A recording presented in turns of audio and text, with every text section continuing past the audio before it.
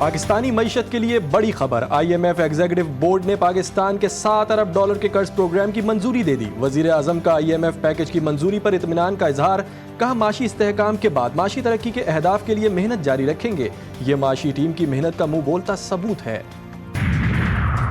وزیر اعظم کی اقوام متحدہ کے سیکریٹری جنرل انتونیو گوتریس سے ملاقات، شہباز شریف کا مستقبل کی سربراہی کانفرنس کے انعقاد کا خیر مقدم۔ وزیر اعظم کی سیکریٹری جنرل کو جموں و کشمیر کی صورتحال پر بریفنگ، مقبوضہ وادی میں بھارت کی جارحانہ کارروائیوں پر پاکستان کی شدید تشویش کا اظہار۔ وزیر اعظم کی فلسطینیوں کے خلاف اسرائیل کی نسل کشی کی مہم کی شدید مذمت، شہباز شریف کا فوری اور غیر مشروط جنگ بندی کا مطالبہ۔ اور لبنان میں صہیونی فوج کی تازہ کارروائیاں، طائر شہر، وادی بیکا اور مایسرا سمیت جنوبی اور وسطی لبنان میں بمباری، 51 شہری جاں بحق، 220 زخمی ہو گئے۔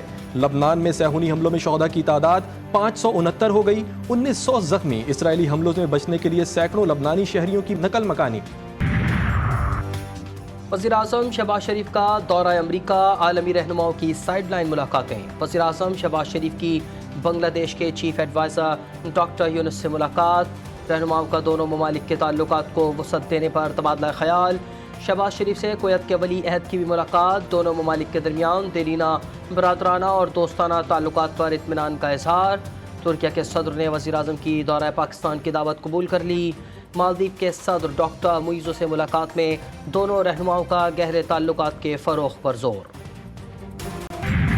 سولر نیٹ میٹرنگ سسٹمز کا فائدہ امیر کو ہو رہا ہے، یہ بڑا کلیئر ہے۔ People who are in the higher income level groups they can only afford to make this investment. کہ الیکٹرک کو خدا تعالیٰ ہدایت عطا فرمائے، ہم بھی ریگولیٹر کے ساتھ کوشش کر رہے ہیں کہ الیکٹرک کو اللہ ہی ہدایت دے، کراچی والوں کو مہنگی بجلی ملتی ہے۔ وفاقی وزیر توانائی سردار اویس خان لغاری کا اعتراف، کراچی میں تقریب سے خطاب میں بولے حکومتی اصلاحات کے باعث اگر شرح ٹیکس بڑھ گئی تو آئندہ 12 سے 18 ماہ تک بجلی کی قیمتوں میں 12 روپے تک کمی آ سکتی ہے۔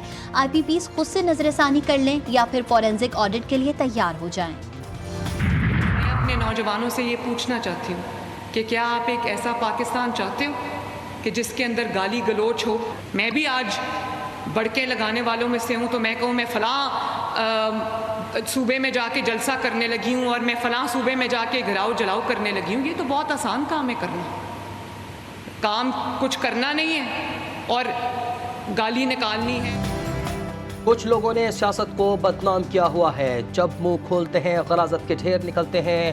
بڑکے لگانا اور جلاؤ گھراؤ کرنا آسان ہے، پنجاب آ کر قانون توڑیں گے تو منہ توڑ جواب ملے گا۔ وزیر اعلیٰ مریم نواز کا فیصل آباد میں تقریب سے خطاب، وزیر اعلیٰ KP کے علی امین گنڈاپور پر تنقید کرتے ہوئے کہا، کیا نوجوان ایسا پاکستان چاہتے ہیں جس میں گالم گلوچ اور جلاؤ گھیراؤ ہو؟ تمہارا کام دوسرے صوبوں پر لشکر انداز ہو کر حملہ کرنا نہیں۔ اچھی سیاست نہیں کریں گے تو ملک آگے نہیں بڑھے گا۔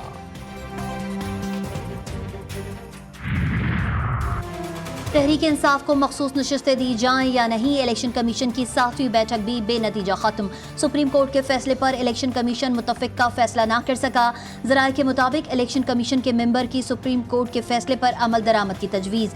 ممبران نے موقف اختیار کیا کہ کیا ہمیں اپنے اختیارات اور قانون کو سرنڈر کر دینا چاہیے، فیصلے پر عمل درآمد نہ کر کے توہین عدالت کا مرتکب نہیں ہونا چاہیے۔ الیکشن کمیشن کا ایک اور اجلاس آج ہونے کا امکان۔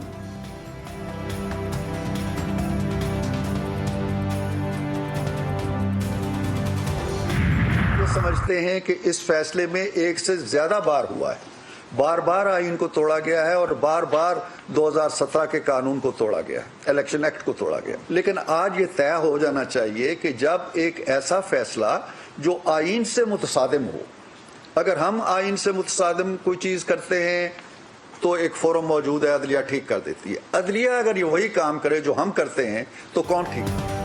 معزز ججز بھی انسان ہیں، ان سے بھی غلطی ہو سکتی ہے۔ مخصوص نشستوں سے متعلق عدالتی فیصلے نے کئی سوالات کو جنم دیا۔ مسلم لیگ نون کے سینیٹر عرفان صدیقی نے پریس کانفرنس میں کہا، عدالتی فیصلے سے معاملہ حل ہونے کے بجائے پیچیدہ ہو گیا۔ پارلیمنٹ میں قانون سازی ایک جامع عمل ہے، اگر پارلیمنٹ کوئی غلطی کرے تو عدلیہ اصلاح کر دیتی ہے۔ عدلیہ آئین سے متصادم فیصلہ کرے تو کون ٹھیک کرے گا؟ بغیر کسی سیاسی تفرقہ بازی کے اس کا جواب تلاش کیا جائے۔